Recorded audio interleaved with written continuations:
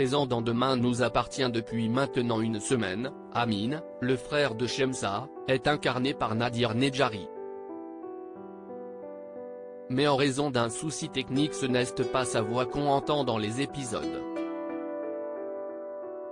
On vous explique pourquoi. En diffusion depuis le début du mois d'août, l'intrigue Le dilemme de Karim passionne les fans de Demain nous appartient, tenus en haleine par les nombreux rebondissements de l'enquête menée par Karim, Sami Garbi, et Sarah, Camille Genot, pour retrouver Nina, kidnappée par Eric, Pierre Rousselet. Dans le but de pousser la capitaine Saïd à tuer Shemsa, Donia Eden, le témoin qu'il protège depuis maintenant près d'un an.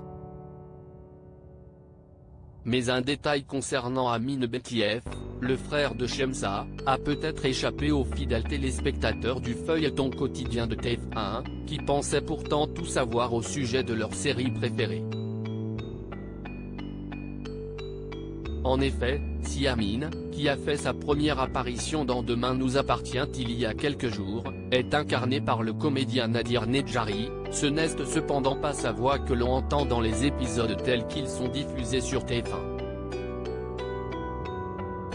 Durant les séquences de parloir où il apparaît, Amin est en réalité doublé par John Salomé, comme le révèle le générique de fin des épisodes concernés, où le nom de Salomé apparaît en face de la mention voix Amin Betlief. Contacté par Nos Soins, la chaîne nous a expliqué qu'il y avait eu des problèmes de son, liés à des bruits survenus sur le tournage, sur une ou plusieurs scènes impliquant Amin et que Nadir Nedjari, le comédien jouant le frère de Shemsa à l'écran, n'était malheureusement pas disponible au moment de la post-synchronisation, technique visant à réenregistrer en studio le dialogue entendu dans une séquence dans les mêmes conditions que lors du tournage, et en théorie avec le même comédien. La production a donc été obligée de solliciter un autre acteur, à savoir John Salomé, afin qu'il puisse réenregistrer les dialogues des scènes posant problème.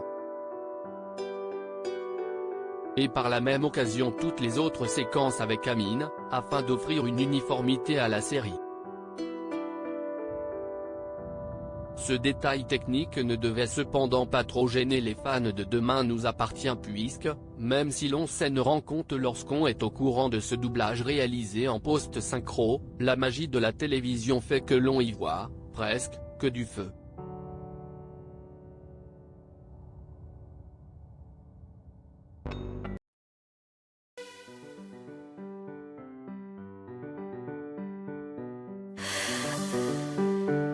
The man I love just had